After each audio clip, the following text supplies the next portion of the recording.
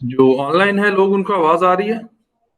जी अस्सलाम वालेकुम सर, आ रही है सर आवाज। वालेकुम सलाम। आपको स्लाइड्स भी नजर आ रही हैं? जी सर। जी सर। जी सर, नजर आ रही है।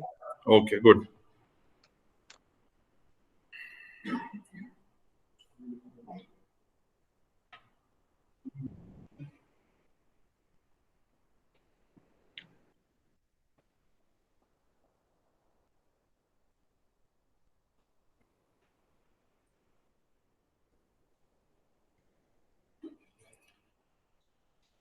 ओके, सो लास्ट टाइम हमने ह्यूमन रिसोर्स प्लानिंग का तकरीबन सारे टूल्स जितने हमने करने थे वो कर लिए थे। उसमें से सबकी शीट्स आपके पास अवेलेबल हैं।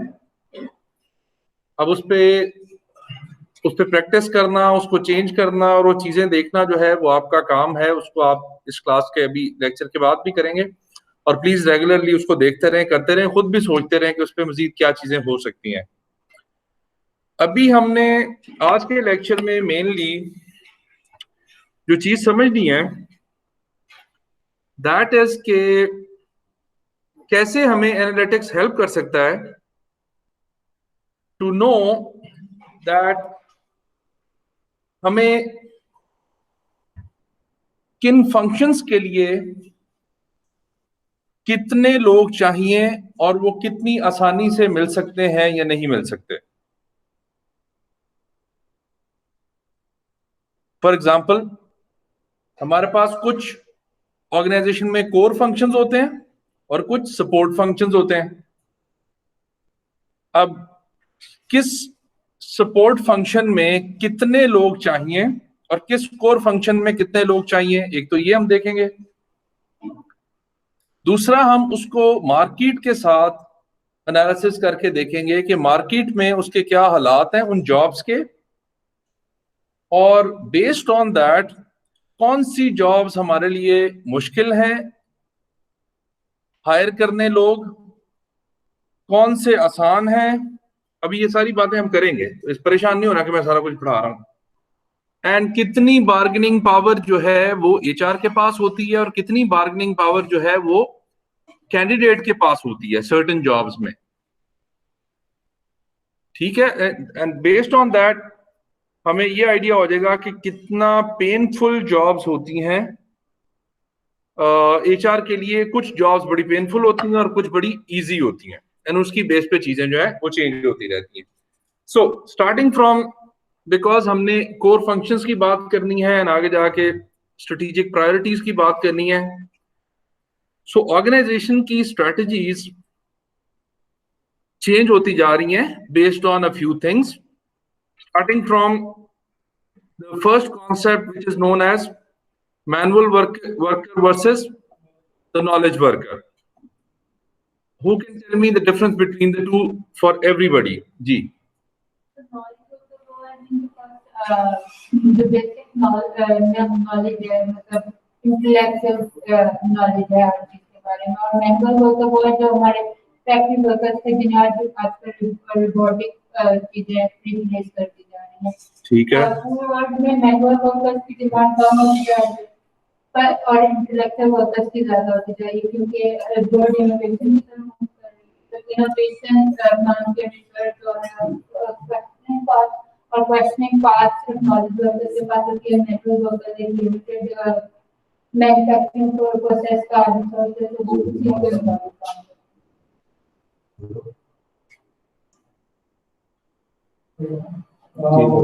Manual worker I would say कि आपका जो लाइक अगर पास्ट में देखा तो फिजिकली वर्क करना चाहते हैं, हम यहाँ पे से काम करना चाहते हैं। Thank you very much. Knowledge में कुछ करना है तो माइंड से देखना, माइंड नॉलेज को चीज को करके फिजिकली भी वर्क काम होगा बट इंटेलेक्चुअली होगा। मेनली हम manual worker versus knowledge worker का डिफरेंशिएशन भी कर रहे हैं, एंड उसकी इंपॉर्टेंस जैसे जैसे इंक्रीज हो रही है ओवर द इयर्स वो हम डिस्कस कर रहे हैं। कि सिंपल टर्म्स में अगर आपको सोचने का जो तरीका है कि if somebody is using more of his or her mind than the body, then they are the knowledge workers. But if somebody is using more of his body than the mind, then they are the manual workers. There are some exceptions or middle of the type category. For example, एक sportsman है, वो ज्यादा body and mind में से, दोनों में से ज्यादा कौन सी चीज यूज करता है?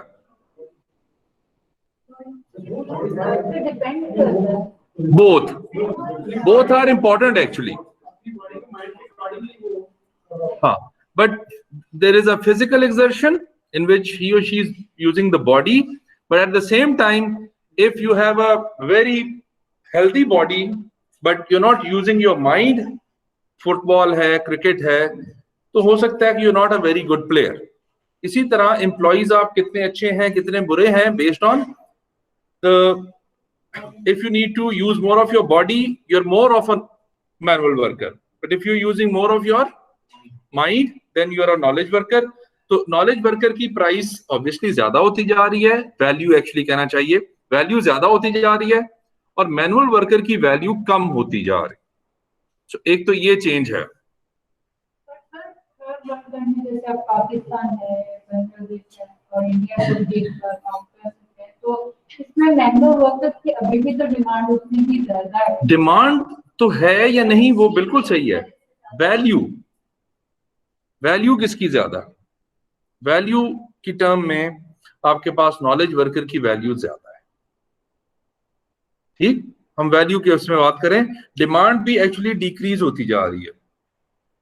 ये अगर आप इसको देखते कह रहे हो, तो ये डेटा एक्चुअली है सिर्फ यूरोप का, लेकिन जनरली हम सब पे अप्लाई कर रहे हैं, पूरी दुनिया में भी ऐसे ही हो रहा है.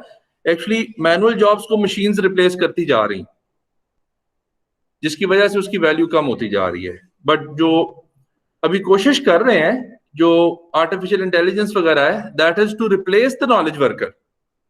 बट उसमें अभी आई थिंक बड़ा टाइम है और बड़ा वो है. ऑब्वियसली जो मैनुअल वर्कर है, सॉरी नॉलेज वर्कर है, उसकी जरूरत रहेगी. But this is something that is changing. We are just trying to understand what things are changing, because of which business strategies and HR strategies are changing. Top position पे knowledge worker होते हैं, conceptual skills चाहिए होती हैं, minds चाहिए होते हैं. इसकी एग्जांपल जो स्टीफन हॉकिंग्स जो था, वो बेस्ट एग्जांपल है आपके पास. बॉडी वाइज बिल्कुल तकरीबन zero, but mind was working one of the best, one of the valuable persons in the world. Then there is this other thing which is changing. This is web 1 and web 2. web 1 के जब आपको कोई चीज बता दी जाती है तो आप उसमें एडिट नहीं कर सकते थे. Initially we started with web 1 internet पे, ऐसे ही है. For example, none of us can go to Zabbis website and change it or edit it or give the remarks. This is web 1 कि जो वन वे कम्युनिकेशन है, जो आपको बताया जा रहा है बस रीड ओनली इंफॉर्मेशन है. ठीक है. बट देन स्टार्टेड कि आप एडिट कर सकते हैं. For example, Wikipedia is the example of web 2. Platform provide किया, आपने लिखा, दूसरे बंदे ने लिखा, लोग लिख रहे हैं. Then came the social media, जिसको you can call it a multi web. कोई बंदा जानते भी नहीं आप, और वो भी एडिट कर रहा है चीजों पर, वो भी कमेंट कर रहा है. So this is also shaping the business strategy of many businesses. Value change is also very important. जो आज से 20 साल पहले वैल्यू किया जाता था, आज वैल्यू नहीं किया जाता. फॉर एग्जाम्पल, इस पे जो बड़ी अच्छी एग्जाम्पल आती है फॉर गर्ल्स, कोई ऐसा वो नहीं करना, बट आज से 20 साल पहले लड़की को रोटी बनाना आना वाज वैल्यू. ऐसे है. आजकल क्या है, रोटी बनाना ना आना इज वैल्यू. कंसिडर ये किया जाता है. ऐसा है कि नहीं, वो बात का मसला है. But this is how values are changing. People people prefer private jobs than government jobs. Value mind में भी otherwise भी शायद change हो गई है. Some people do prefer वो jobs, but ऐसा value change होती जा रही है. For example, who wants to work as a cashier in the bank in 2020? Nobody. But it, at least जितना मुझे याद है, it used to be a very attractive job. Lower jobs में से बड़ी अच्छी जॉब होती थी. बैंक में अदरवाइज जॉब होना वाज वेरी इंपॉर्टेंट. सो बहुत सारी और चीजों से जी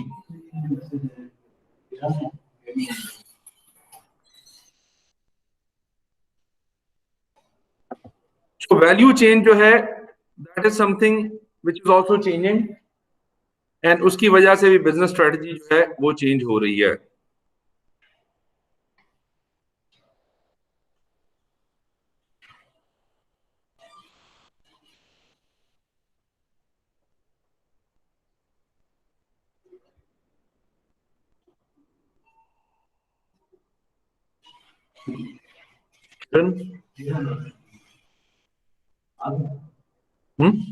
अच्छा चलो गुड. सो ये चेंज आ रही है. Then the concept that we need to understand before we go to that graph is the strategic priorities. Strategic priorities का मतलब ये है, प्लीज किसी को क्वेश्चन हो, मैं ज्यादा तेज जा रहा हूं मुझे रोक लेना, बिकॉज मुझे है कि आधी क्लास को समझ है तो ये ना खुद के लिए थोड़ा बोरिंग होगी. Now, strategic priority is something because of which a company survives.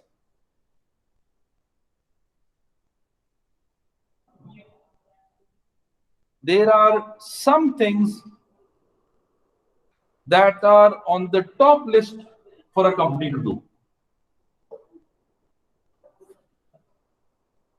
अगर आप किसी भी कंपनी से पूछें कि कौन से ऐसे रीजंस हैं जो आप सरवाइव कर रहे हैं जिसकी वजह से, they will tell you 1, 2, 3, 4 things. The topmost is the topmost strategic priority. The second and third and fourth. लेकिन यहाँ मैं एक disclaimer आपको पहले दे दूं. We are not saying that other functions are not important. We are not saying that. But there are a few functions or there are a few things that a company must do, and that is their priority. उसके बगैर वो survive नहीं कर सकते. Core में भी, core से भी अगली चीज, कोर में भी कुछ पे वो कॉम्प्रोमाइज नहीं कर सकते, कुछ पे कॉम्प्रोमाइज कर सकते हैं. Strategic priorities, for example, let's talk about one of these companies, Apple. Apple's strategic priority is the innovation. Why they will survive for another 5-10 years? Because they will keep on innovating. They'll be coming up with new things. So they cannot do without innovation. इनका survival innovation की वजह से. That is their strategic priority. अब जरा दूसरी तरफ compare करें, Red Bull innovate करती है. It is the same water that they are selling from last unknown years. जितने भी साल, यहाँ नहीं दुनिया में जितने साल हो गए, the same taste, same color, even the same can. They do not innovate. For them, strategic priority is the branding. अब जरा फर्क देखना, एप्पल में कोई भी बजट, कोई भी बात, कोई भी काम अगर आप इनोवेशन के अम्ब्रेला में कहेंगे तो Apple will not hesitate, minute नहीं लगाएगा. वो कहेगा ठीक है, approved, because this is why they are living. But दूसरी तरफ अगर आप रेड बुल में शायद इनोवेशन लाने की कोशिश करें तो लोग कहेंगे कि यार ठीक है देख लेते हैं, लेकिन प्रेफर नहीं करते. So जैसे Apple ने तो strategic priority का इन्वॉल्व लेकिन लेकिन they also built the brand. Yes. They also gone on design. बिल्कुल. मैंने यही कहा कि वी आर नॉट सेइंग कि बाकी इंपॉर्टेंट नहीं. देखें, इसके लिए क्वालिटी बहुत इंपॉर्टेंट है. एप्पल के लिए क्वालिटी बहुत इंपॉर्टेंट है. इसके लिए डिजाइन बहुत इंपॉर्टेंट है. इसके लिए ब्रांड बहुत इंपॉर्टेंट है. वी आर नॉट सेइंग कि these things are not important और they are not part of the strategy. They are part of the strategy, but हो सकता है सेकंड थर्ड पे आते हो. But innovation first thing. ठीक है. तो कोर का भी एक कोई जिसके बगैर जिंदा नहीं रह सकते. एक कोई key factor and then you can just grade them कि ये सेकंड प्रायोरिटी है, थर्ड है, फोर्थ है. That is possible. अब देखें ना, ये डिजाइन में भी तो एप्पल आ रहा है, बट जरा सेकंड थर्ड प्रायोरिटी हो सकती है. बट इसमें ये नंबर 1 पे ही रहेंगे. ये लोग ये प्राइस पे डील करते हैं. सारा गेम इनकी प्राइस है. ये लोग डिजाइन पे ही डील करते हैं. स्पेशली दिस कंपनी, बहुत सारे लोगों ने हमें से यूज की होगी. सो स्ट्रेटेजिक प्रायोरिटी जो है वो हर कंपनी के लिए कुछ ना कुछ होती है और उसके बगैर वो सरवाइव नहीं करते. पेप्सी एंड कोक की स्ट्रेटेजिक प्रायोरिटी क्या होगी? लुकिंग एट दिस ग्राफ, उनकी भी ब्रांडिंग ही है ज्यादा. प्राइस तो उन्होंने दोनों ने एक जैसी रखी हुई है, कुछ ज्यादा फर्क नहीं. और ये चीजें इस तरह सेम पानी बेची जा रहे हैं ना. हाँ, in some countries they have this innovative strategy, वो प्रायोरिटी है. For example Japan. बट बाकी जगहों पे ब्रांडिंग.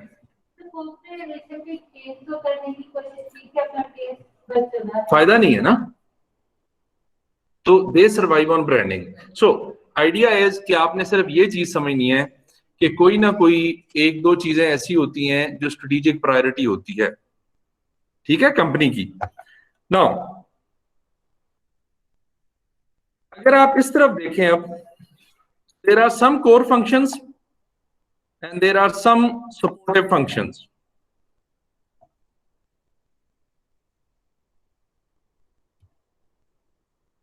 अब इसमें से again we are not saying कि ये सारे इंपॉर्टेंट नहीं हैं, बट कुछ ऐसे हैं जो बहुत ज्यादा इंपॉर्टेंट है जिसके बगैर आप चल भी नहीं सकते. वो नंबर 1 प्रायोरिटी की चीजें हैं. नाउ आपका भी क्वेश्चन एंड बाकी लोगों का भी, इसका मतलब ये हुआ कि स्ट्रेटेजिक प्रायोरिटी हर फंक्शन की कम या ज्यादा हो सकती है. कुछ की टॉप पे, कुछ की मीडियोकर होगी, कुछ की बिल्कुल लो होगी. ये पॉसिबिलिटी है. इसी पॉसिबिलिटी से हम देख रहे हैं कि यस, हर कंपनी के लिए डिफरेंट कॉम्बिनेशन होगा, बट हर कंपनी के लिए कुछ ना कुछ कॉम्बिनेशन में कुछ ना कुछ स्ट्रेटेजिक प्रायोरिटी, लेस प्रायोरिटी, कुछ ना कुछ फंक्शन उन्होंने बनाए होंगे. And then there are supportive functions. ये यूजुअली ये स्ट्रेटेजिक प्रायोरिटी नहीं होते, but again they are very very important. Now, for example, in hospitals,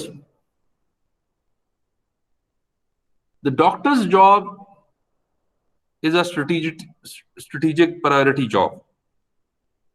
But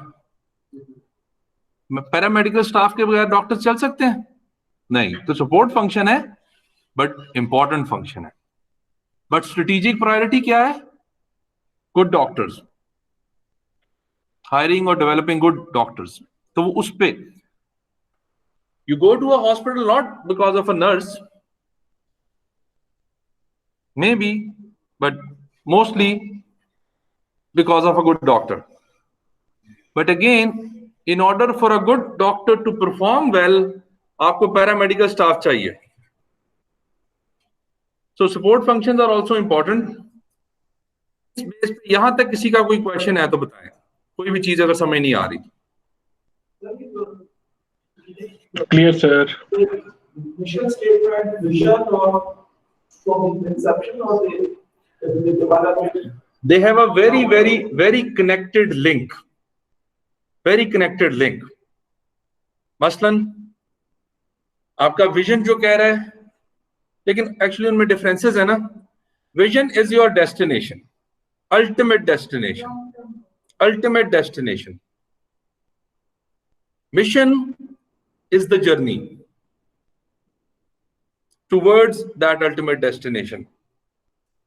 Strategy is how you go from one place to the other place in order to move towards your strategy, move towards your vision and complete your mission. How you do it is the strategy part. And जब strategy को further small bits में operationalise करके daily weekly activities में डालते हैं तो उसको operations या टैक्टिक्स कह देते हैं। तो they are all part of the same chain, but हर किसी का अपना अपनी जगह है। ठीक है, आपके एम्स के ये फर्दर हायरार्कीज हैं। यस, उसके साथ डायरेक्टली कनेक्ट होता है। तो आप कोई भी विजन मिशन पढ़ेंगे तो वही जॉब जो है वो ट्रांसलेट होते होते आपको जॉब में नजर आना चाहिए, अदरवाइज तो फायदा नहीं है। सो इसके लिए कौन सा फंक्शन ज्यादा प्रायोरिटी होता है, कौन सा फंक्शन ज्यादा प्रायोरिटी नहीं होता, it is a company dependent and strategy dependent. And जिस तरह आपने कहा मिशन विजन एंड ये सारी चीजों पे डिपेंड करता है कौन सा फंक्शन ज्यादा इंपॉर्टेंट है, कौन सा कम है, कौन सा स्ट्रेटेजिक प्रायोरिटी पे नंबर 1 है, कौन सा स्ट्रेटेजिक प्रायोरिटी पे नंबर 2 है। यहां तक ठीक है, कॉन्सेप्ट ये क्लियर है? बिकॉज इसकी बेस पे नेक्स्ट हम जो है वो अपनी क्लैरिटी कर सकते हैं। नाउ ये हमारे पास ग्राफ हमें बहुत सारी इंफॉर्मेशन दे सकता है, बट इसको पहले जरा समझ लेते हैं कि है क्या। सबसे पहले आपने ये strategic relevance in terms of priority देखनी है। इसमें हमारे पास क्या है, लो भी हो सकती है पॉसिबली और हाई भी हो सकती है। ये बात समझ आई? नहीं आई समझ? अगर कोई स्ट्रेटेजिक रेलेवेंस किसी जॉब की बहुत ज्यादा हाई होगी तो वह इस तरफ होगी, अगर किसी की स्ट्रेटेजिक रेलेवेंस कम होगी तो वह इस तरफ होगी। ये बात समझ आ गई? Strategic relevance, if it is high, it is going to be somewhere here. If it is moderate, it is going to be here. If it is very low, it is going to be here. Graph है ना, simple, clear?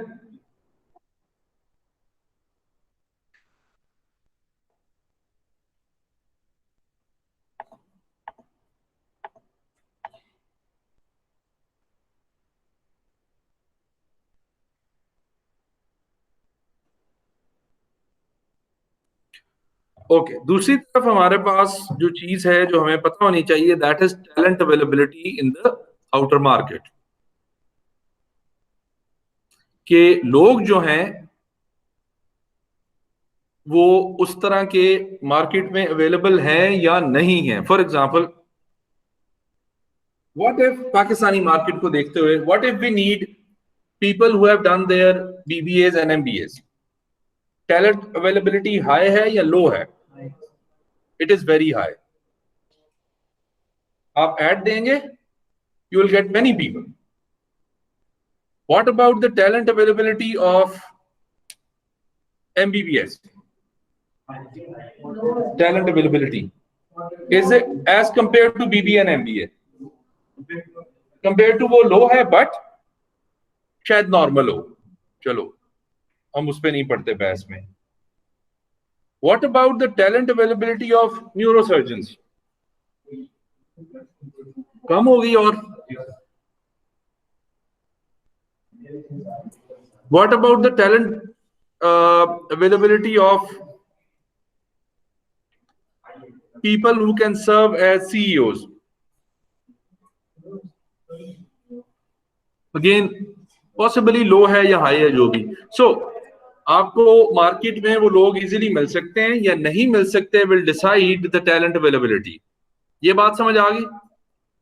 सो अगर मुझे लोग ये बहुत सारे मिल सकते हैं, I will place them somewhere here because high है टैलेंट अवेलेबिलिटी। अगर ये मुझे लोग नहीं मिल सकते तो टैलेंट अवेलेबिलिटी इज लो। ठीक, ये दोनों साइड समझ आ गई। Now the third thing that you need to understand is the size of the circle. The size of the circle is actually telling us the number of people that we need in our organization to run our organization effectively and efficiently.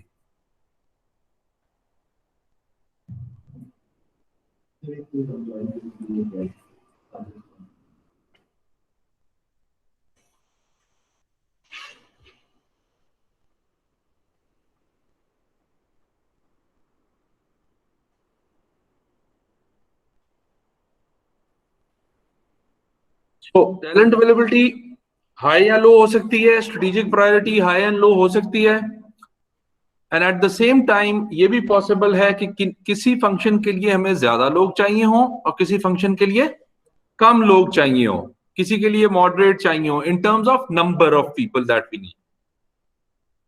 ठीक है, so the size of the circle is actually the number of people in quantity that we need. इसको जरा circle को देखते हुए मुझे बताएं कि सबसे ज्यादा हमें कौन से लोग चाहिए इस कंपनी के लिए जिसका भी एनालिसिस हो रहा है। सर आपने स्लाइड्स ऑफ करती हैं? नहीं, स्लाइड्स ऑन है। मैं दोबारा चेक करता हूं, अगर आपको नजर नहीं आ रही तो मैं दोबारा चेक करता हूं। एक मिनट सर, हमें नजर नहीं आ रही है। Okay, no problem. अच्छा कि आपने बता दिया।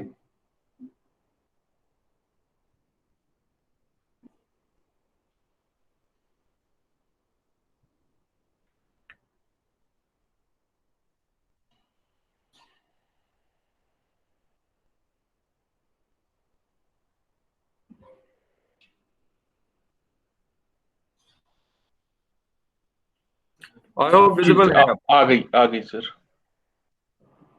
Okay, thank you. सो हमें सबसे ज्यादा लोग इन टर्म्स ऑफ नंबर किस फंक्शन के लिए चाहिए? हाँ,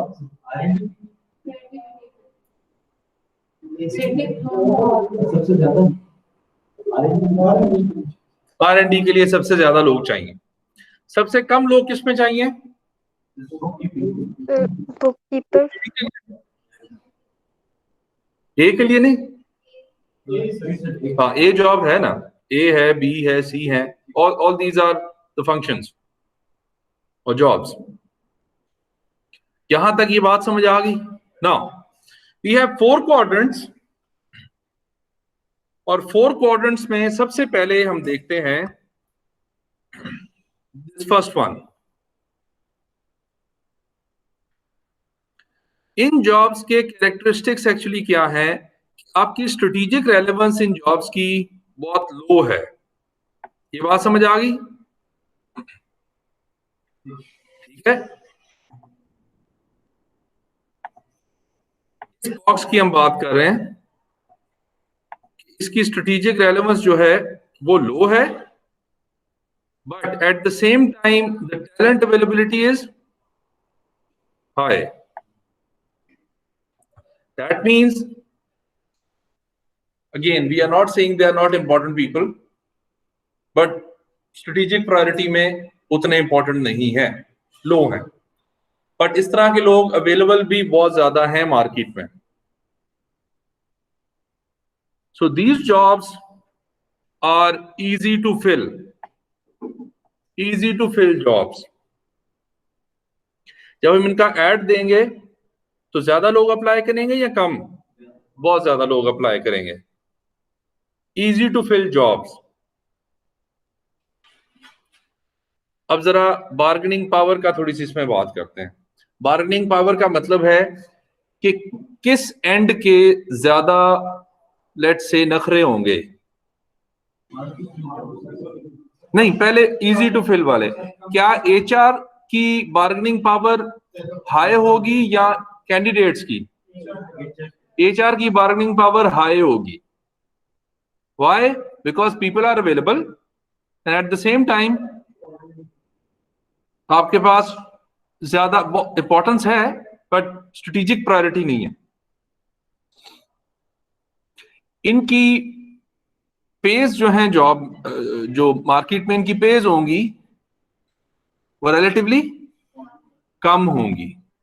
ऐसे ही है ना, बिकॉज अवेलेबिलिटी बहुत ज्यादा है. अच्छा मुझे बताएं, ये जो बुक कीपिंग के हमें लोग चाहिए, ये क्वांटिटी में कितने के चाहिए, ज्यादा या कम as compare to other jobs? ज्यादा नहीं चाहिए एटलीस्ट.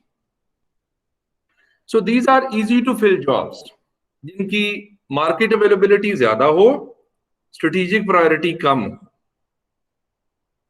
ये एक क्वाड्रेंट तो हमारा ये हो गया.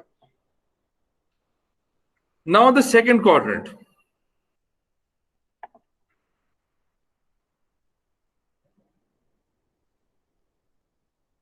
दिस वन, इसमें हमारे पास सी जॉब्स हैं, ऐसे हमने सी कह दिया उनको. इनका क्या कैरेक्टरिस्टिक्स क्या बनते हैं? इनकी जो टैलेंट अवेलेबिलिटी है दैट इज हाई. बहुत सारे लोग अवेलेबल हैं बट आपकी कंपनी के लिए इनकी strategic relevance is also high. ठीक. Now as compared to these people, इनकी बार्गेनिंग पावर थोड़ी सी ज्यादा होगी फॉर दिस कंपनी, बिकॉज इनकी स्ट्रेटेजिक प्रायोरिटी में भी ये लोग आते हैं. इनके सिलेक्शन प्रोसेस में भी they will be very very careful because ये कोर फंक्शंस परफॉर्म कर रहे होंगे, स्ट्रेटेजिकली प्रायोरिटी फंक्शंस परफॉर्म कर रहे होंगे. This is your survival point. But at the same time, talent is available. एक और चीज जरा मुझे बताएं कि इन लोगों के लिए, इन दोनों क्वाड्रेंट्स के लिए आप इनकी डेवलपमेंट पे पैसा खर्चना चाहेंगे या नहीं? जो जिनकी स्ट्रेटेजिक रेलेवेंस हाई है उस पे आप करना चाहेंगे. अच्छा ठीक, ओके फाइन. हाँ जी, बाकी लोग इन दोनों क्वाड्रेंट्स पे स्ट्रेटेजिक जो डेवलपमेंट है, लोगों की डेवलपमेंट जो अपनी पॉकेट से आप करेंगे वो करनी चाहिए. ज्यादा पैसा खर्चें. ठीक. अगर आपको ये बने बनाए मिल जाएं,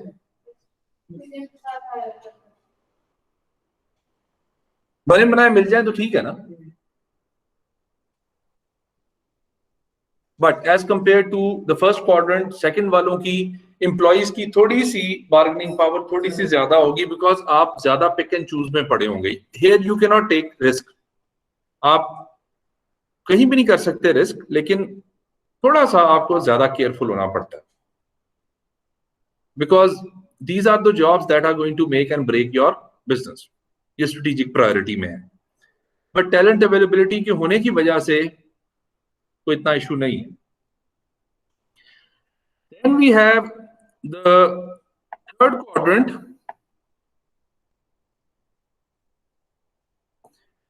अब इस पे थोड़ा सा ऑब्वियसली डिसएग्रीमेंट्स भी आएंगी आपकी, बट इनकी strategic relevance is low, talent availability is also low, the number of people that you require in your organization a lot. लोग नंबर्स में बहुत ज्यादा चाहिए. अगेन मैं रिपीट कर रहा हूं, वी आर नॉट सेइंग कि these people are not important. For example, R&D वाले, we are not saying that these people are not important. strategic relevance इनकी कम है बट इंपॉर्टेंट है, इसीलिए तो इतने ज्यादा चाहिए हमें ऑपरेट करने के लिए.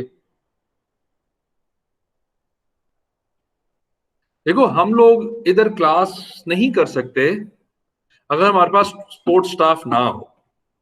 Let's suppose for the sake of argument अगर मैं कहता हूं कि teaching is the core job और स्ट्रेटेजिक रेलेवेंस इसकी बड़ी ज्यादा है, but I can not operate, nobody can operate without the support staff. और हो सकता है कि एक टीचर के लिए बहुत लोग सपोर्ट करके तो इनेबल करते हैं उसको कि वो पढ़ा सके। सफाई होना इसकी लाइट को ठीक होना, इसके कंप्यूटर्स का चलना, that means many people are required. So important है सारी जॉब्स ना। इसके साथ जो ट्रैप है और जो प्रॉब्लम है इन जॉब्स के साथ, talent availability is low, number requirement is high, strategic relevance is low. अब इसमें बहुत सारे इश्यूज आ जाते हैं। पहले मुझे बताएं कि bargaining power of the HR is high और the candidate is high. Candidate की bargaining power is high.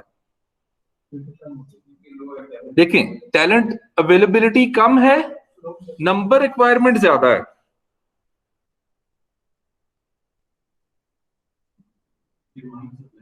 Demand supply का इशू आ गया, बिल्कुल।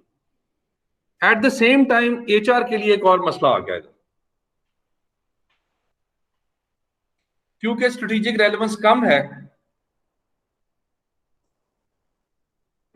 जो मार्जिन ऑफ बार्गेनिंग है ना एचआर के पास, दैट इज ऑल्सो वेरी लो।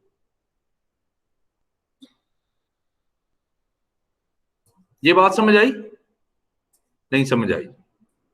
अगर इस तरह का कोई बंदा जो इस क्वाड्रेंट में फॉल कर रहा हो, आपसे कोई हाईली ज्यादा पैसा डिमांड करता है, you do not have the cushion. HR is on the weaker side from two ends. First, talent availability कम है, उसकी रिक्वायरमेंट ज्यादा है, एंड साथ उसका प्रॉब्लम ये है कि उसके पास जो मार्जिन है ना, उसको रिटेन करने का, रिटेंशन पे भी आते हैं, उसको रिटेन करने का मार्जिन भी उसके पास कम है। फॉर एग्जांपल, इस बंदे को कहीं से और से जॉब ऑफर आएगी, ये जा रहा होगा, निकल जाएगा, और ये हिप हॉप जॉब्स करते रहते हैं ये लोग, बिकॉज इनको फॉरेन डिमांड कहीं से ज्यादा आई, ये निकल गए। अब एचआर इनको ये नहीं कह सकता कि तुम्हारी 10,000 तनख्वाह मैं 20,000 कर देता हूँ।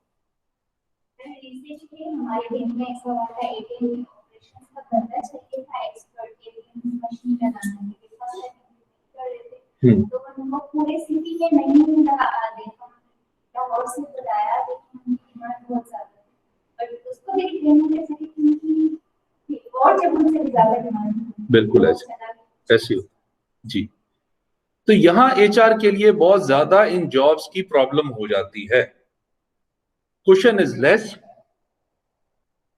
Talent availability is less, number requirement is more, and eight the same time important हैं ये, स्ट्रेटेजिकली प्रायोरिटी नहीं भी है तो कोई ऐसा इशू नहीं है। ये क्लियर हुआ? सो ये जो जॉब्स हैं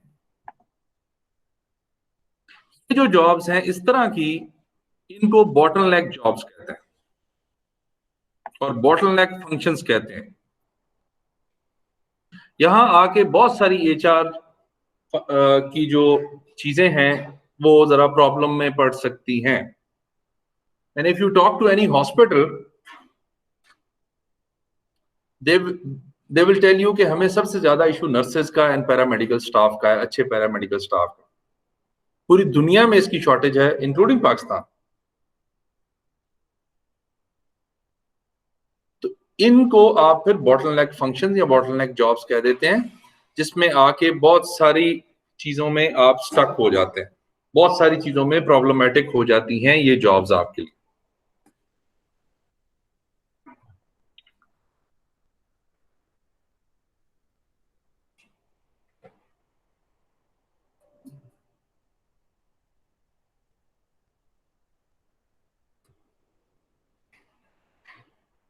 Okay, then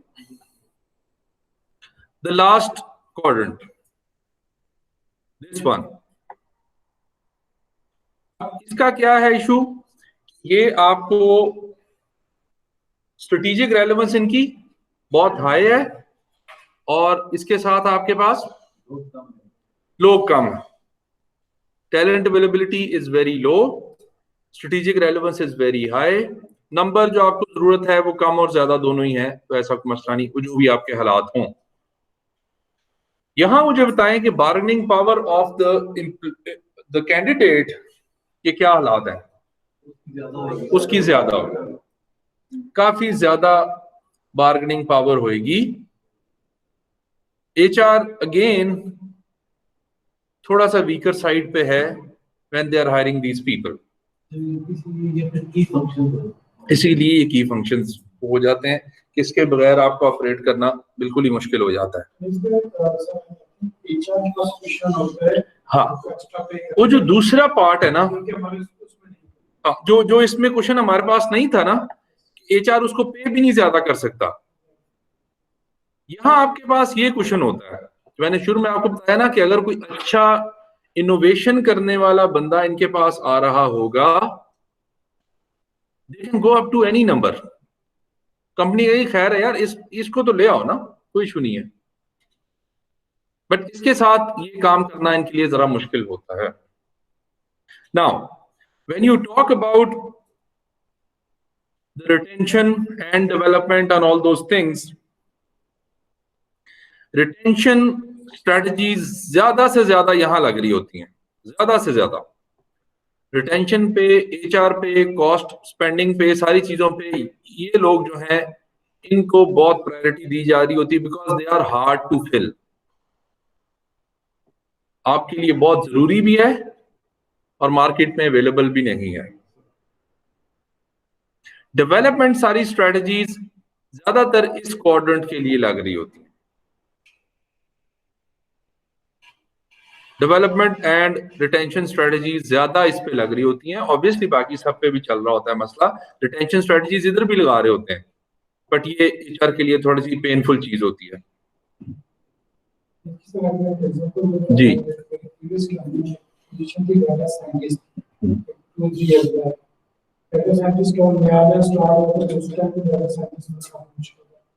हमने लाभ से कुछ आने की इस तरह वहाँ पे ये था कि एक तो हम उनको मार्केट से हायर सर्विस दी, बिल्कुल फ्रेश थे, बट स्टिल हमने हायर सर्विस दी। And the other thing is वहाँ पे एक स्पेसिफिक एरिया में जहाँ पे हमने सेल्फ को इस तरह की वायलेशंस नहीं करी, हमने से किसी ने की जब HR के पास केस है तो हमने उसको नहीं लिया, हमने यार इनको नहीं लिया, लीनियर ट्रैक बिल्कुल। तो आपकी बार्गेनिंग पावर जो है कई दफा लो हो जाती है, इसलिए बिकॉज इन फैक्टर्स की वजह से प्रॉब्लम्स हो सकती हैं। लास्ट चीज, फिर इससे हम क्वेश्चंस वगैरह पूछ लेंगे और बता देंगे। प्रॉब्लम क्या होती है डेवलपमेंट एंड उस इशू में, बहुत दफा डेवलपमेंट और रिटेंशन का बड़ा डायरेक्ट कनेक्शन होता है, बट उसको मिस इंटरप्रेट और मिसअंडरस्टैंड कर लेते हैं। मसलन एक कंपनी कहती है कि हम लोगों को डेवलप कर रहे हैं, लेकिन फिर भी टर्नओवर बड़ा ज्यादा हो रहा है। हम लोगों पे पैसा स्पेंड कर रहे हैं और फिर भी टर्नओवर ज्यादा हो रहा है, रिटेंशन कम हो रही है। आप जरा अब एक चीज गौर से सोचें, आपके पास एक एम्प्लॉय था जिसकी वैल्यू वॉज 100 रुपीज, 100 रुपीज की वैल्यू थी। आपने as a motivation, as a development plan, जो भी चीज थी, आपने उसको उस पे 50 रुपीज इन्वेस्ट किए और उसकी वैल्यू पर मंथ 200 की कर दी। 200 की वैल्यू उसकी कर दी आपने पर मंथ, बिकॉज आपने डेवलपमेंट पे पैसा खर्चा उसको ट्रेनिंग्स दिलवाई हैं, प्रोग्राम कराए हैं, ये वो एक्सपीरियंस आपके पास उसने किया है। Now, the problem with retention and development is कि आप डेवलप ना करें लोगों को, अगर आप रिटेन नहीं कर सकते, होगा क्या? आपने तो ये सोचा कि 50 रुपए इसके ऊपर लगा दिए हैं, इसके ऊपर एहसान कर दिया है, अब इसको तनख्वाह क्यों बढ़ाएं? 10 लाख रुपए तनख्वाह पे काम कर रहा था, ये तो हमने एडिशनल इसको बेनिफिट दे दिया। But the thing that is a missing link कि आपने खुद तो उसको 200 की वैल्यू का कर दिया है, तो वो 100 पे कैसे रुकेगा? ठीक है, सो होगा क्या, जैसे ही आपने उसको 200 वैल्यू का किया है, अगर तो आप उसको 210 रुपीज या जो भी उसकी वैल्यू है उस पर रख सकते हैं इन टर्म्स ऑफ एवरीथिंग, तो उसको डेवलप करें इतना। अगर आपके पास रिटेंशन स्ट्रेटजी नहीं है, क्योंकि पता प्रॉब्लम क्या हो रही होती है, एक बंदा आज कुछ और सैलरी ले रहा है, आपने उसको थोड़ा सा बेहतर किया और अब वो डिजर्व करता है, डिजर्व नहीं भी करता तो आपकी रिटेंशन की वजह से वो डिजर्व करता है कि इतना पैसा मिले, नहीं तो ये बंदा फौरन इधर चला जाएगा।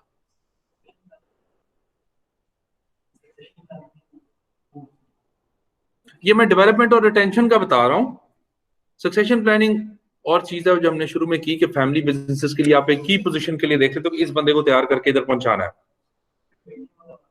हाँ, अगर आप सक्सेशन प्लानिंग के लिए भी ये काम कर रहे हो, लेकिन सक्सेशन प्लानिंग का यहाँ आपकी उससे बात से बताऊं तो ये मतलब नहीं है, फॉर एग्जाम्पल आपने अपने बच्चे को अपने बिजनेस के लिए तैयार किया, उस पर पैसा लगाया, टाइम लगाया, सब कुछ किया, अब आप बच्चे कह रहे हो तुम सिर्फ काम करो, तुम्हें पैसा कोई नहीं मिलेगा, तो क्या होगा? आपने उसको रिटेन करना है ना, तो आप उसको जितनी उसकी वैल्यू मार्केट में है उसके आसपास कुछ देंगे तो आपके पास रहेगा, अदरवाइज चला जाएगा। जहां तक मुझे ये एग्जांपल पता है जो अभी बताने लगा हूं, आप मुझे सपोर्ट कर सकते हैं अगर किसी का कोई एक्सपीरियंस हो। जो हमारा वापडा का सिस्टम है उसमें एक इंजीनियरिंग की पोस्ट है, आई don't know what is the post, but उस पे आपको जब हायर करते हैं 17th ग्रेड पे, तो आपकी जो सैलरी, ये मैं आज से तीन साल पहले की बात बता रहा हूँ, सैलरी होती है 40,000, लेकिन आपकी आई थिंक 5 साल की ट्रेनिंग होती है और बड़ी अच्छी ट्रेनिंग होती है, बड़ी रिगरस एंड बड़ी अच्छी ट्रेनिंग होती है। 5 साल बाद आप एक बहुत एक्सपर्ट बंदे बन जाते हो, जितना भी ये इलेक्ट्रिसिटी का सप्लाई का जो भी डीलिंग होती होगी, आई हैव नो आइडिया कि एग्जैक्टली क्या जॉब करते होंगे, but you are a very expert person now, you are shifted to 18th grade, वो भी अगर जगह हो तो, and your salary is about 70,000 after 5 years of training. अब वो सेम जॉब यूएई और सऊदी अरेबिया को जब चाहिए होती है, उन लोगों को पाकिस्तानी 5 लाख रुपया मिल सकता है आसानी से, और वहां उसकी बहुत ज्यादा शॉर्टेज है। ग्लोब अगर पूरी मार्केट है आपकी, बहुत सारे लोग, क्योंकि मेरा एक कैंडिडेट के साथ एक्चुअली पूरी ये बात हुई 2017-18 में, तो इसलिए मैं ये रिलेट कर रहा हूँ। बहुत सारे लोग इस जॉब के लिए इसलिए जाते हैं कि ट्रेनिंग बड़ी जबरदस्त है, और ट्रेनिंग करने के बाद डायरेक्ट सऊदीया जाएंगे, बड़ा कोशिश की कि बॉन्ड साइन करा लें, कुछ करा लें, कुछ करा लें, वो अपना डेथ सर्टिफिकेट ही ले आता है तकरीबन, कि ये काम करने के काबिल ही नहीं है बंदा, इसको निकाल दें। क्या कर सकते हैं आप? बहुत सारी ऐसी चीजें पॉसिबल होती हैं। एंड वही बंदा जिसको आपने 5 साल में इतना ट्रेन कर लिया, आपने ट्रेन करके उसको 6 लाख पे सऊदी अरेबिया भेज दिया, यूएई भेज दिया। तो ये प्रॉब्लम कई दफा डेवलपमेंट और रिटेंशन के साथ हो जाती है कि आप डेवलप तो कर लेते हैं बंदे को, और आपकी assumption ये होती है कि अब इस पे इतना सारा पैसा लगाया है, अब ये क्यों छोड़ के जा रहा है, बट आपके पास बात की रिटेंशन स्ट्रेटजी नहीं है।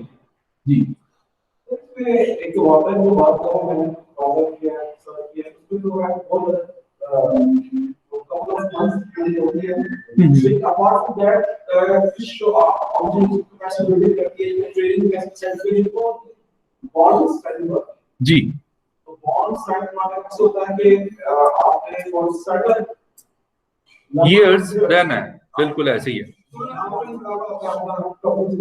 आपको हम सेट कराते हैं बिल्कुल, मैंने इसलिए बताया ना कि आपने बॉन्ड साइन करा लिया, लेकिन वो एक एमएस से, ऑथेंटिक डॉक्टर से लिखवा के ले आता है, न्यूरो सर्जन से, कि ये किसी काबिल नहीं है बंदा, इसका दिमाग बिल्कुल आउट है। कंपनी क्या कर सकती है? वो इंसेनिटी शो कर देते हैं, कॉन्ट्रैक्ट खत्म हो जाता है, बॉन्ड जो किया होता है वो इंसेनिटी से बिल्कुल खत्म हो जाता है।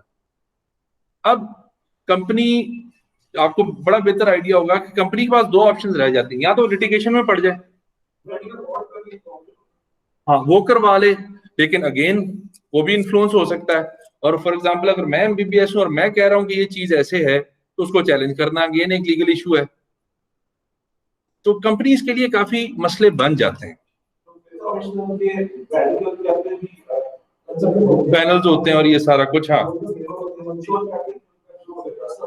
वो वाकई वो है या नहीं, बट स्टिल चांसेस हैं कि वो कुछ और बहाना लगा लेगा, कुछ कर लेगा, वो कर लेगा, कुछ ना कुछ हिसाब लगा लेगा। तो इसलिए ये आपका जो कॉम्बिनेशन है, ये दोनों चीजों के कॉम्बिनेशन में चलना चाहिए। अगर आप सिर्फ एक चीज को कर रहे हैं और दूसरी अज्यूम कर रहे हैं, खुद ही होती रहेगी, ऐसे नहीं होगा। एक और इसमें इशू जो इंटरनेशनल ऑर्गेनाइजेशंस को आता है, आपको एक्सपैट्रिएट का पता है ना क्या होता है? एक्सपैट्रिएट, जो बंदा किसी दूसरे मुल्क में जाता है कुछ असाइनमेंट करने आपकी कंपनी की तरफ से, जॉब कहना जरा उसको ठीक नहीं होता, असाइनमेंट करने जाता है कि आपने उसको साल 2 साल 3 साल के लिए भेजा। जब आप उसको बाहर भेज रहे होते हैं तो तब तो आपके पास बड़ा अच्छा प्लान होता है कि उसको ज्यादा पैसे भी दे रहे हैं, जो जो अलाउंसेस बनते हैं वो, जब वापस आ रहा होता है आपके पास उसके लिए नौकरी नहीं होती। वो इस तरह किसी चक्कर में डाल देते हैं। ये आपकी सारी चीजें कनेक्टेड होनी चाहिए फंक्शंस। अगर ये कनेक्टेड फंक्शंस नहीं है तो किसी एक फंक्शन का आपस में कनेक्शन नहीं है तो उसका फायदा भी नहीं होगा आपको किसी एक फंक्शन का इंडिपेंडेंटली करने के लिए।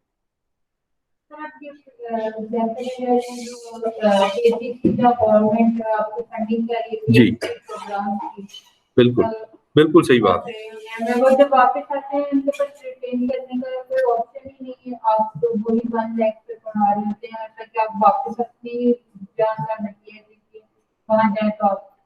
इसीलिए बहुत सारे लोग जो हैं वो वहीं सेटल हो जाते हैं और ज्यादा ज्यादा इनका 10-20 लाख का जो बॉन्ड होता है वो भी वो नहीं देता, लेकिन स्टिल अगर कोई हो तो वो वापस कर देता है। ऑप्शंस बेहतर हो जाती है ना, वो करके वापस चले जाते हैं। तो रिटेंशन स्ट्रेटजी साथ होना बड़ा लाजमी है। Then you have this age structure analysis, ये हम लास्ट पढ़ेंगे and then will go to our Excel की शीट्स एंड वहां ट्राई करें। फिर आपके पास कंपनी में नंबर ऑफ एम्प्लॉइज आपको पता है और उस हिसाब से आप इसको जनरेट कर लेते हैं किस एज के लोग किस तरह की जॉब्स कर रहे हैं, तो आपको एक ही एनालिसिस में काफी सारी चीजें सीधी सीधी नजर आना शुरू हो जाती हैं। मसलन इस कंपनी को देखते हुए पहले ये की देख लेते हैं, रेड में मैनेजर्स हैं और जो ग्रे में है वो नॉन मैनेजरियल एम्प्लॉइज हैं। ठीक, अब इसको देखते हुए आप मुझे कुछ चीजें आंसर कर सकते हो। इस कंपनी में कितनी देर तक नौकरी कर सकते हैं, किस एज तक? 70 ईयर। दैट मीन्स 70 ईयर्स के भी कुछ लोग यहां अभी तक जॉब कर रहे हैं। इस कंपनी में मेरी एज मिनिमम कितनी होनी चाहिए कि मैं मैनेजर बन सकूं? 25 पे मेरे काफी चांसेस है मैनेजर बनने के? नहीं, लो चांसेस है, बट स्टिल पॉसिबिलिटी है। मुझे बताएं इस कंपनी में ज्यादा जो इन्फ्लुएंशियल लोग होंगे वो किस एज से किस एज तक होंगे?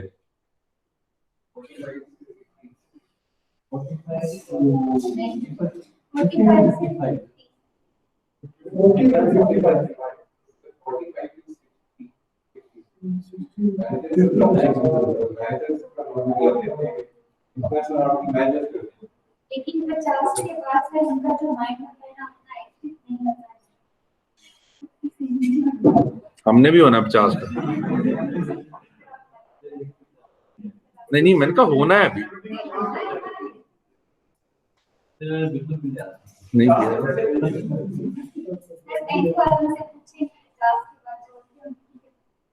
But they are very important people, इसलिए कि ऑर्गेनाइजेशनल मेमोरी वाइज उनसे कोई compete नहीं कर सकता। जो वो चीज आधे सेकंड में हल कर लेंगे सोच के, वो नया बंदा जाके बिकॉज उसके पास मेमोरी नहीं होती तो वो हो सकता है जिंदगी लगा दे उसके लिए।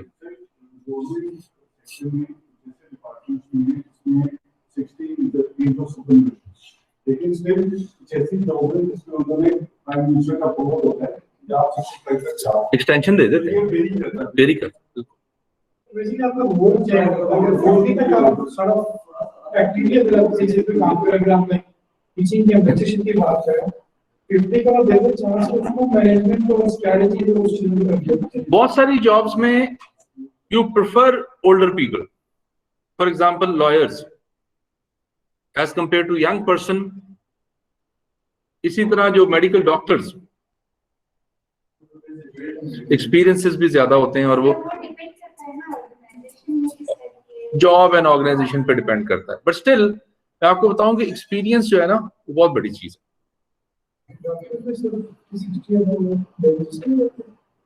मेडिकल डॉक्टर नहीं, डिपेंड करता है ना कि वो साथ साथ डेवलपमेंट अपनी कर रहे थे या नहीं। फॉर एग्जाम्पल टीचर ही है, अगर आज के टाइम में टीचर टेक्नोलॉजी सेवी नहीं रहता तो अगले 5 साल बाद रिडंडेंट है। आपके सामने है सारी चीजें, ठीक। सो डिपेंड, अब जितने डॉक्टर्स हैं पुराने सब ने ये लेजर और ये सारी टेक्निक सीखी है ना, तो जिन्होंने अपने आप को अपडेटेड रखा है ठीक है। एमबीबीएस कई निकलते हैं बट कुछ कहीं होते हैं, कुछ कहीं होते हैं, वो फिर डिपेंड करता है कि आप अपनी कितनी डेवलपमेंट करते हो। नाउ व्हाट इफ ऑनलाइन लोग, कोई क्वेश्चन तो नहीं है? No sir. No sir. Okay, so अब इस जरा ग्राफ को देखते हुए मुझे थोड़ी सी एक दो चीजें बताएं। Approximately how many managers do we need to develop if our policy is that everybody will be retired at the age of 60? Forget about 65 and 70 के लोग, उसको जरा निकाल दें उसमें से, but approximately how many managers do we need to develop in 10 years from now?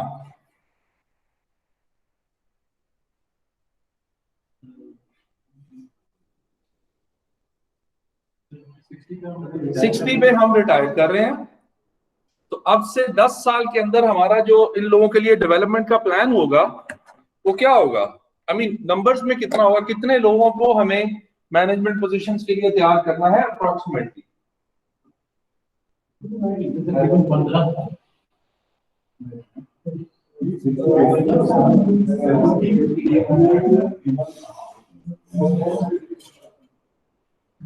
Ten years. इधर देखें जरा, these people are going to leave us within few days or within this year, so we need about 100 people जो इनको replace करें। We will not have these people with us after 10 years, so they are about 150 people, 250, and we will be about to lose these 100 because ये 15 की as है, by the time they'll reach to 60 ये भी जा रहे होंगे। So about 350 people are needed to be developed or arranged from outside the organization कि आपको इतनी डेवलपमेंट प्लान्स बनाने जरूरी हैं, otherwise you're going to have shortages in coming times.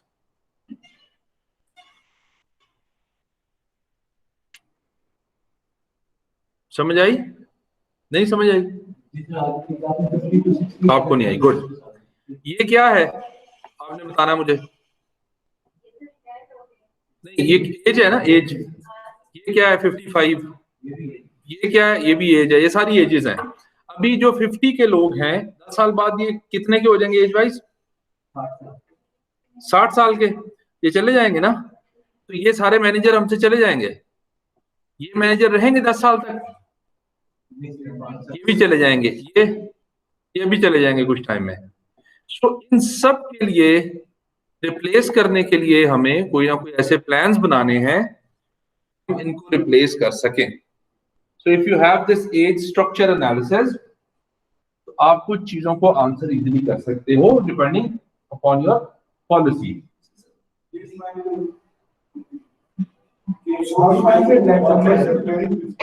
Sorry, क्या बेसलाइन? ये कुछ डेटा है जिसकी बेस पे आपने किसी एक ऑर्गेनाइजेशन को अजम्पशन कर ली कि इतने लोग हैं।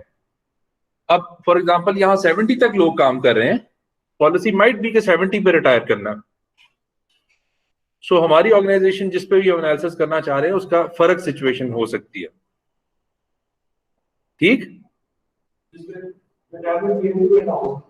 रिटायरमेंट कोई फिक्स ना हो तो बस फिर वो मरने का इंतजार करेंगे। नहीं, कोई लिमिट नहीं। हाँ, इसमें कोई लिमिट नहीं। So there is no age limit. वो मैंने सिर्फ और सिर्फ इनको प्लस किया है, इनको प्लस किया है अप्रोक्सीमेटली, और इनको प्लस किया है, because these are the 3 ages of people who are expected to leave us at the end of 10 years or within 10 years.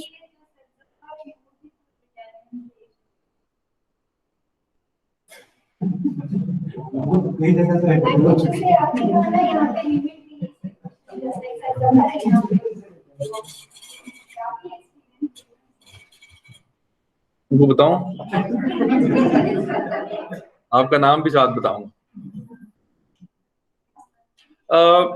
बहुत सारी गवर्नमेंट्स ने, I don't know if it is right और wrong, I think it is not going to be right any more, because पहले ये assumption थी कि teachers, medical doctors, lawyers, जजेस, इनकी रिटायरमेंट पे कंपल्शन नहीं होती थी, एक्सटेंशंस पॉसिबल होती थी हर जगह।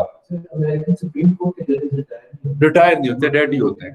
डेड और इंसेन 2 सूरतें हों तो वो आउट होते हैं। जब तक उनका माइंड काम कर रहा है एंड जिंदा है, वो चलते रहते हैं, बिकॉज ये उतना ही ज्यादा एक्सपर्ट होते रहते हैं जितनी ज्यादा एज होती रहती है, as long as their neurons are in good number. So बहुत सारी गवर्नमेंट्स में ये रूल्स जो हैं रिटायरमेंट के इन 3-4 प्रोफेशंस पे अप्लाई नहीं होते, साइंटिस्ट या इस तरह के लोगों पे, जो बहुत सारी कंट्रीज में ऐसा है। यस, जैसे कि आप करके ताकि नए लोगों को आने दें, उनको बेनिफिट सोसाइटी की गवर्नमेंट अपॉर्चुनिटी रिटायरमेंट की, तो इस वजह से अब ये वो खत्म होता जा रहा है। लेकिन I think technology is going to give us a lot of challenge that all of us will be redundant sooner than we thought. flip side जैसे we can remain relevant Yes. working for as long Yes. as we want. अभी उसी तरह ही root से बेहतर होना शुरू हो गया कि आजकल का बच्चा जो है वो टेक्नोलॉजी सेवी है, बट कितना जनरेशन गैप आता है that we do not have any idea. कितनी पेस से हम चल रहे हैं और कितनी पेस से जो दुनिया चल रही है उस पर डिपेंड करेगा। मसलन कल मैं एक चीज देख रहा था, बड़ी अच्छी मुझे लगी। तो एक कंपनी ने अपने डेवलपमेंट प्लान्स का नाम रखा हुआ था fast forward. Fast forward, I think ये यूपीएस कंपनी थी या क्या थी, यूपीएस ये जो वो करती है कोरियर सर्विस है। तो उनकी एक केस स्टडी में बड़ा अच्छा स्टार्ट भी था कि people move from one place to the other even quicker than the parcels. तो इतनी देर में बंदा पार्सल लेके दूसरी जगह पे नहीं जाता जितनी देर पे लोगों की प्रमोशन हो जाती है। ये उनकी अच्छी करियर डेवलपमेंट के बारे में बता रहे थे। तो उनका कोई फास्ट फॉरवर्ड प्रोग्राम था।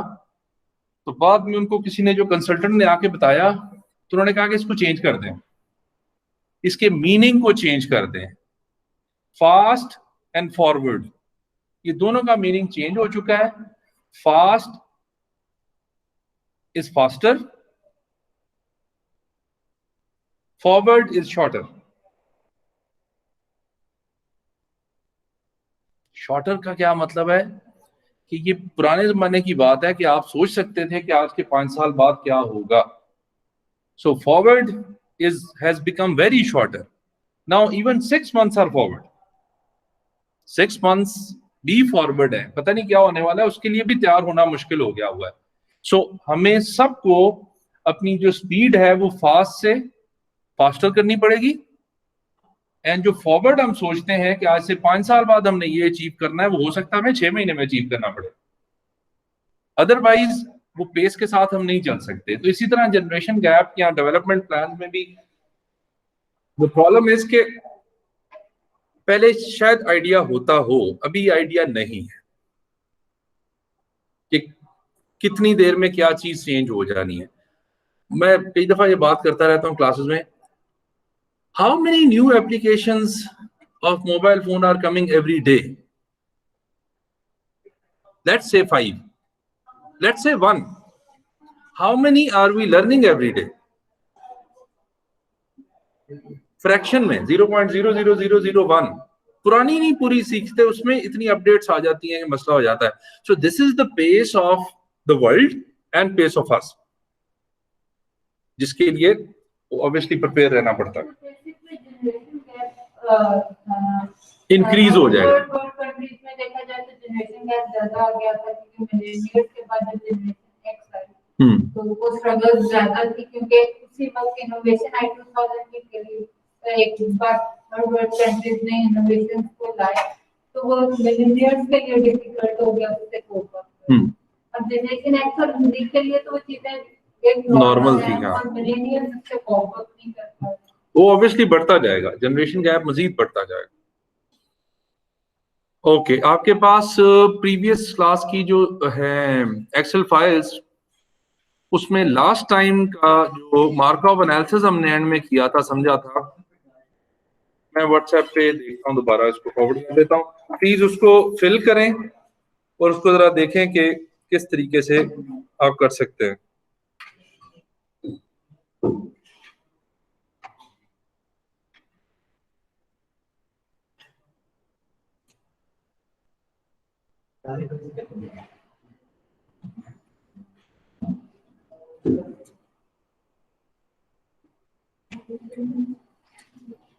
Excuse me sir. जी बच्चे बताएं. सर आप जीमेल पे भी प्लीज शेयर कर देंगे. क्या शेयर कर दूं? जो एनालिसिस कह रहे हैं आप. मैं एक्सेल की फाइल कह रहा हूँ. हाँ, वो शेयर कर दें जीमेल पर भी. मुझे आप सर उसमें एक्चुअली नहीं आज अपलोड. मेरा फोन गुम गया है. अच्छा, फोन ही गुम गया. जी. ठीक है, मैं अभी कोशिश करता हूँ.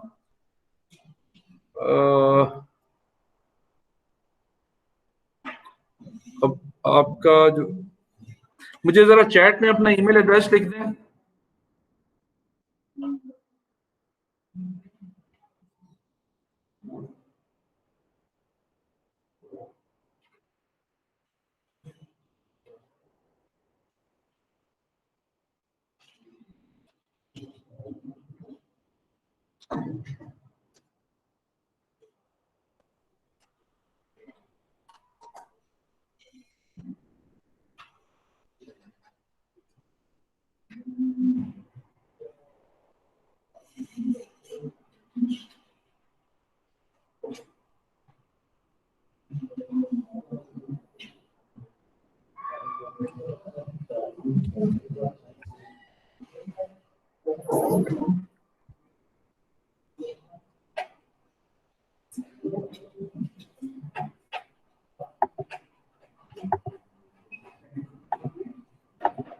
अभी कर रहा हूँ, एक मिनट.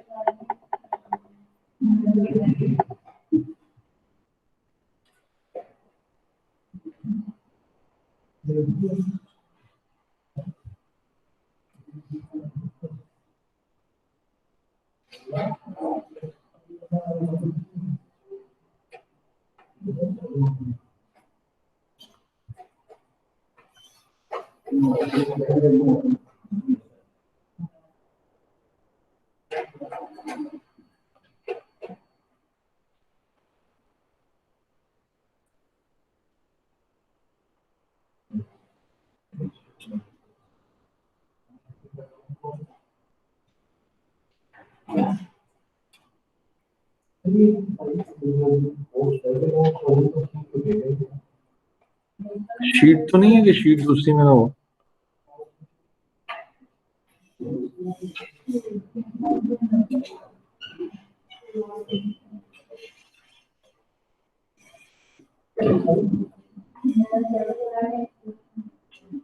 सर रेशियो एनालिसिस वाली फाइल आप देख रहे हैं? मैं एक्चुअली देख रहा हूँ मार्कov एनालिसिस वाली।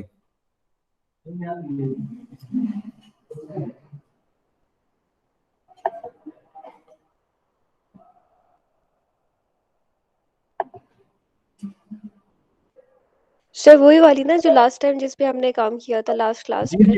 वही है बिल्कुल। तो वो ग्रुप में मैंने शेयर किया अभी। ओके, हम देख लेते हैं अभी उसमें। आई होप वो वाली अगर है तो अच्छी बात है।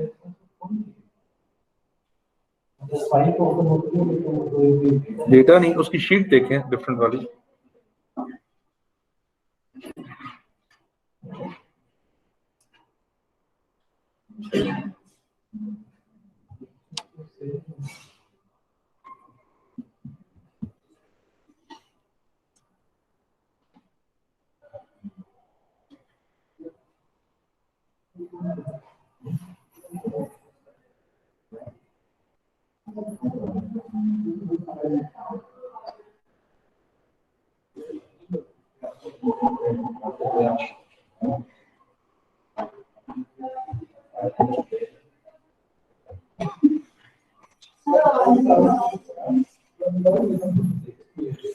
आप एक सारे ही काम करें। आप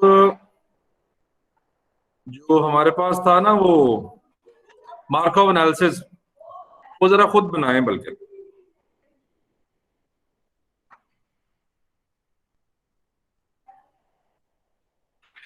मार्कov एनालिसिस का टेबल आपके पास है, यहां भी मैं शो कर देता हूं।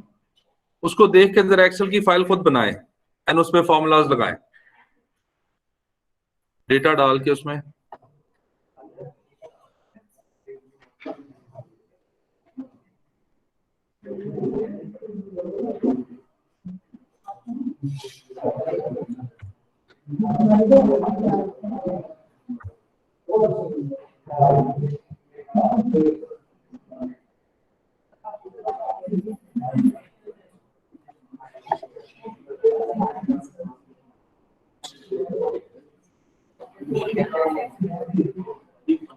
इसकी बेस पे आप अपना डेटा जो है और एक्सेल शीट बनाएं और उसमें जरा डेटा पुट इन करें एंड देखें।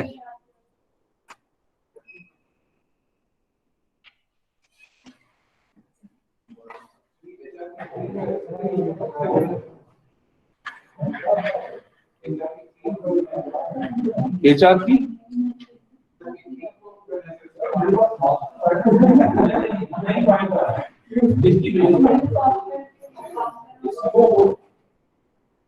इसका जरा लाके इस पे कैलकुलेशन करें ये पास से इसमें का है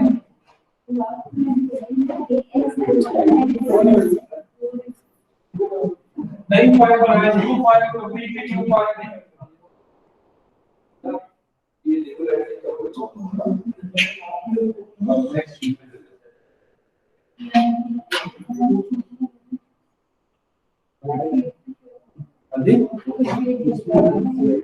शीट डेटा वाली नहीं है, इसकी तरफ देख के खुद बनाए और खुद जरा फॉर्मूला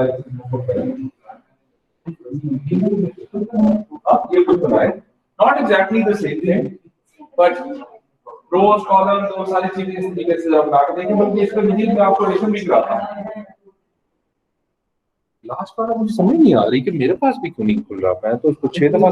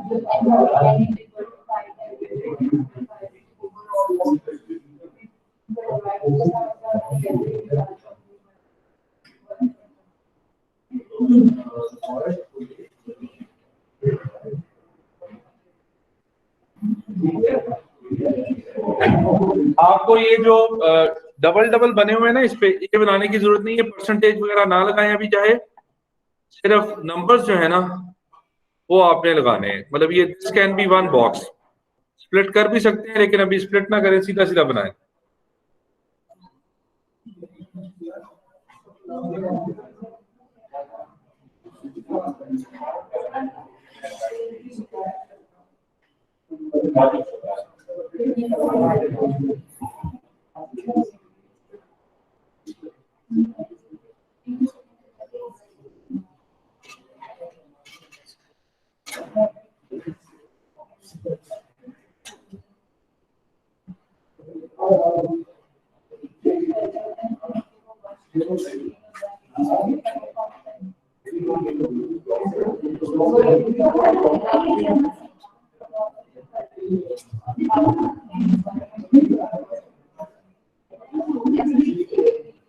सर स्लाइड नहीं मिली है मार्कअप एनालिसिस वाली।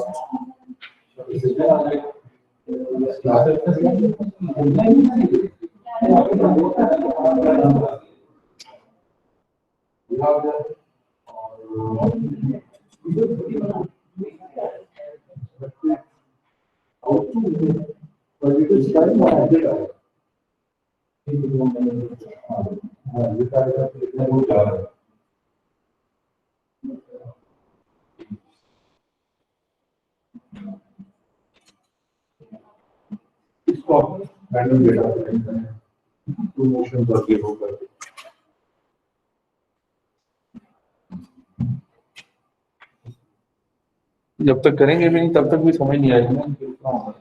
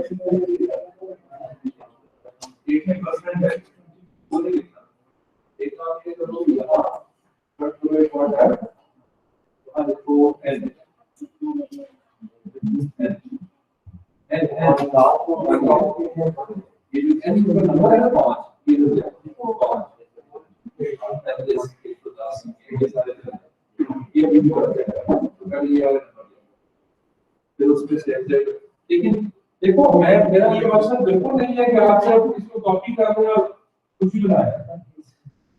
The idea is that you need to understand कि कहाँ एग्जिट हो रहा है तो अपनी मर्जी से डेटा डालने से, लेकिन आपको समझ आए आगे में कौन से बॉक्स में क्या हो रहा है।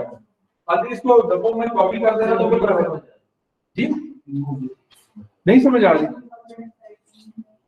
डेटा डाल ठीक है कोई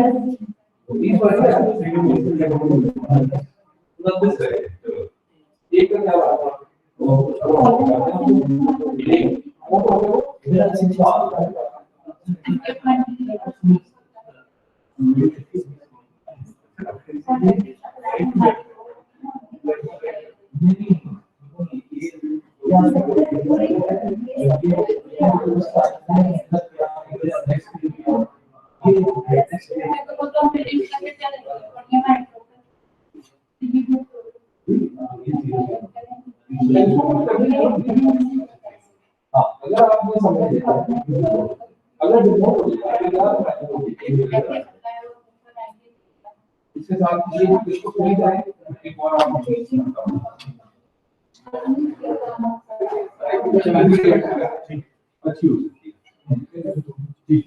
सॉरी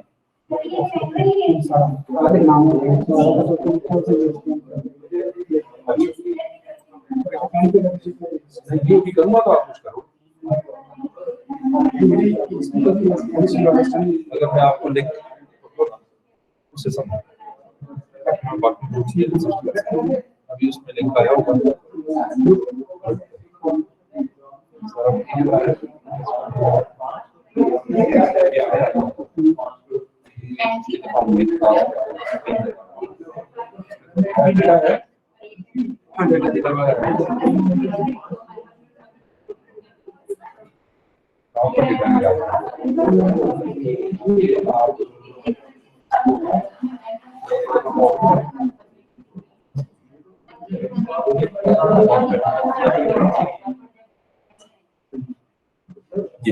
यहाँ ये शुरू कर दूंगा वहाँ पे चलो यहाँ ये शुरू हो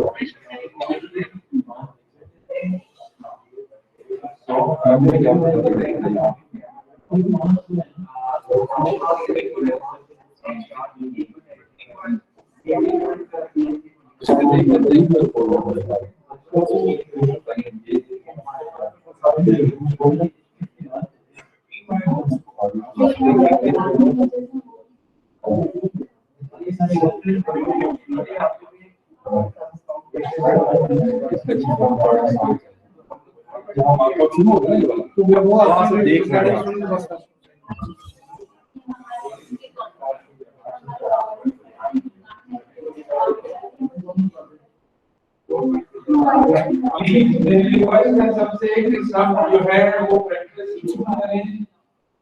सिंपल सी चीज है लेकिन आप इसको समझ के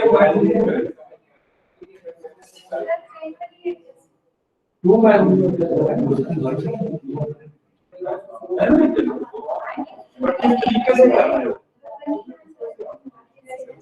एक और काम हो रहा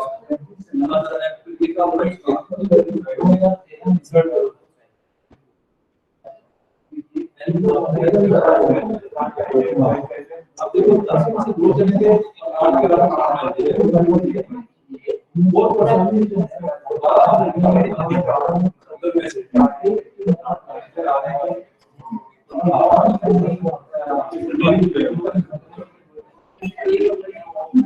अब आगे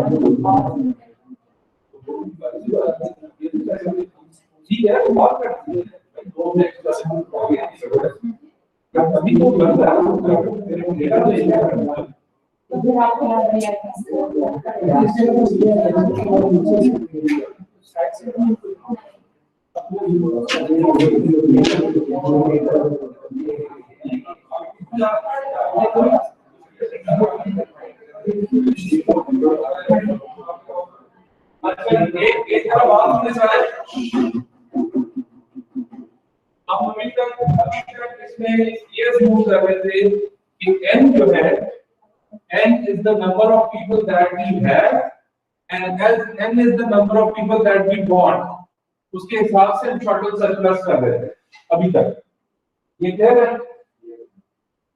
अब आपने एक काम ये करना है कि आपने इसमें एक और एडिशन करनी है और उस कॉलम में आपने n supply and n demand लगाना है। फॉर एग्जांपल ये n5 जो है इज इक्वल टू 5, ये हमारे पास सप्लाई है जो अभी करंटली है। हो सकता है आने वाले टाइम में हमारी डिमांड इससे डिफरेंट हो, हमें 10 लोग चाहिए हो, ठीक है। एक और खाना बनाए इधर एंड उसमें n सप्लाई, तो ये ऑलरेडी हमारे पास है, जो आपने पहले अज्यूम किया हुआ ये ठीक है, जो भी assumptions ली है। n डिमांडेड जो है उनका खाना जरा कम ज्यादा करके बनाएं और फिर इस पे जरा एक दफा एनालिसिस करें कि अब शॉर्टेज सर्कल कहां आ रहा है।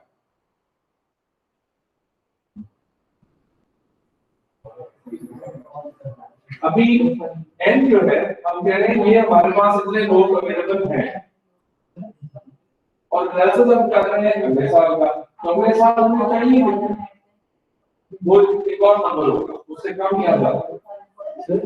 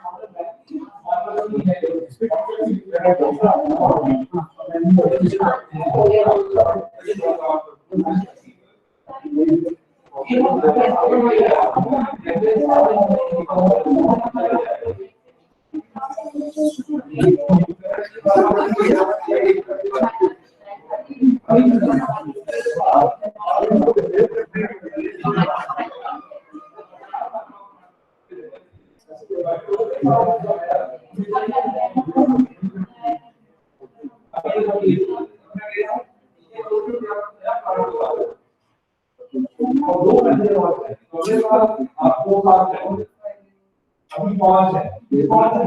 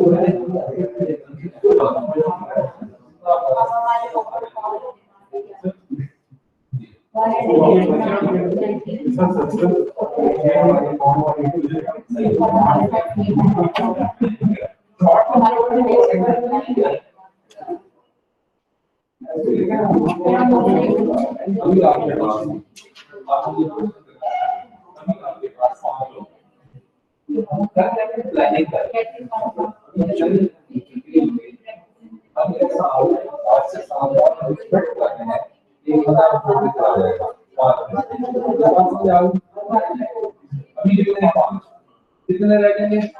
4। हमें अगले साल चाहिए अगले साल 5 से काम चल रहा है। व्हाट इफ अगले साल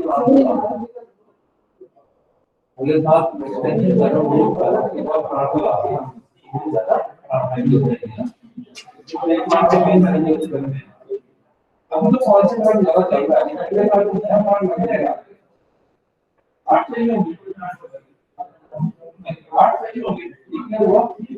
8 चाहिए, 5 है, 5 में से भी 100 के अंदर एक और चला जाएगा, 4 रह जाएंगे, 4 और चलेंगे अगले साल। ये हम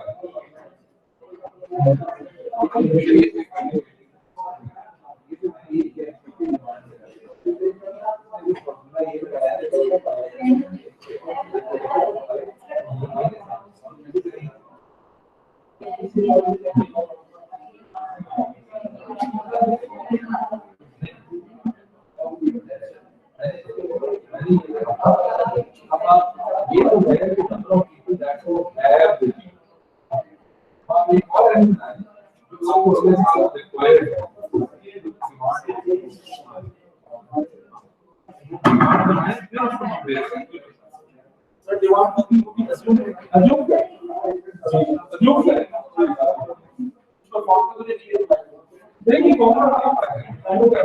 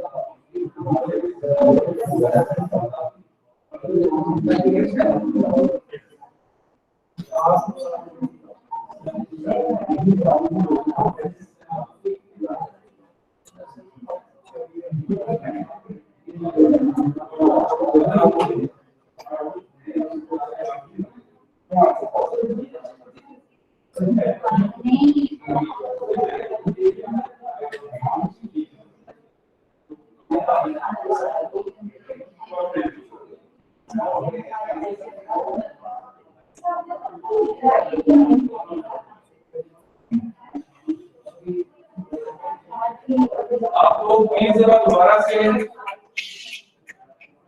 इसको मार्को एनालिसिस दोबारा से समझें। एक बार प्रीवियस लेक्चर में जाके दोबारा से मार्को एनालिसिस को गौर से समझें। बड़ी डिटेल में मैंने सर्च किया हुआ है एंड देन अप्लाई इट। मुझे नहीं पता इतने बड़े बात है एक्सेल में कितना करना है ये समझ में आ रहा है। बच्चे एक्सेल में करना ही समझना जरूरी है ना। डब्बे बने हुए हैं, डब्बों को यूज करना। अब देखो 10 है ना, सही बात है। 10 में से 7 परसेंटेज में ठीक होता है। ये तो 20 में से 80 हो रहा है कि 10 हो रहा है एक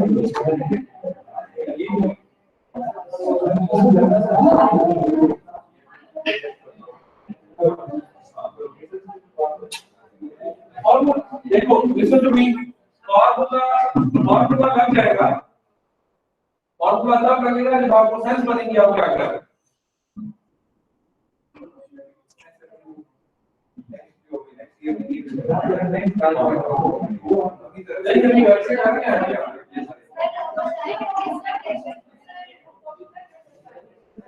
फॉर्मूला लाइन क्लास में डिस्कस करते हैं।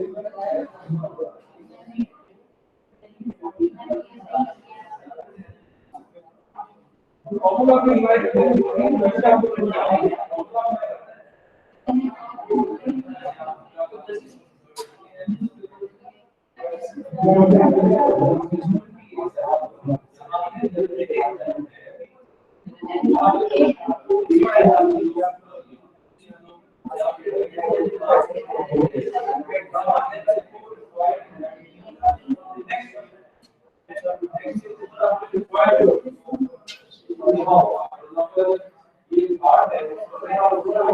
आपने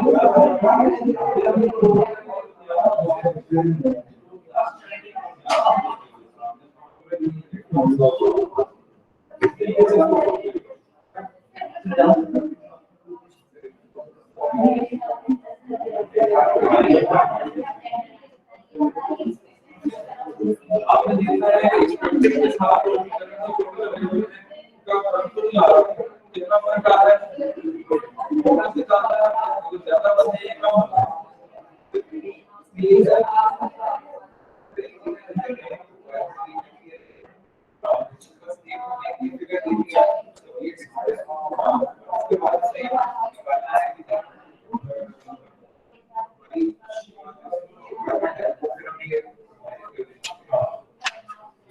अच्छा नेक्स्ट क्लास जो है नेक्स्ट क्लास वो प्रोबेबली नहीं हो, ठीक है। मैं पिछली आपको वैसे रख के दिखा दूंगा ऐसा तो मैं आपको वैसे बता दूं सैटरडे है तो अपना एंगेजमेंट ग्रुप आप कीजिएगा। नेक्स्ट क्लास में I not available online on campus class 100% time नहीं होगी, अगर कोई चेंज ऑफ प्लान हुआ तो आ सकता है। Thank you so much.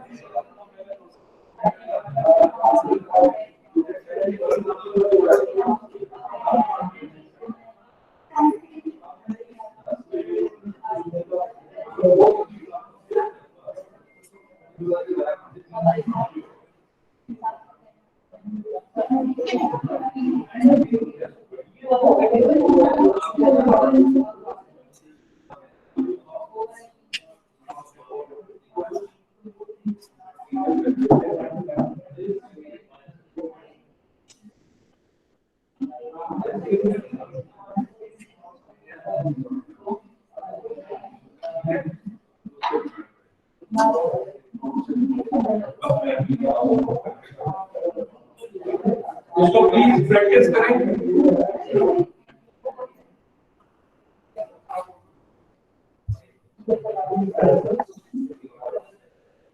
Ji online जो हमारे साथ लोग हैं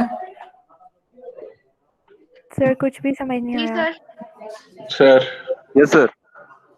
जी प्लीज अपना इसको प्रैक्टिस करें and next time when you are here if there is any problem तो आप कर सकते हो और you can go back to those lectures and please इसको समझ लें अच्छे तरीके से। जी सर ट्राई करेंगे sir. Okay sir. Excuse me, sir. जी थैंक यू वेरी मच।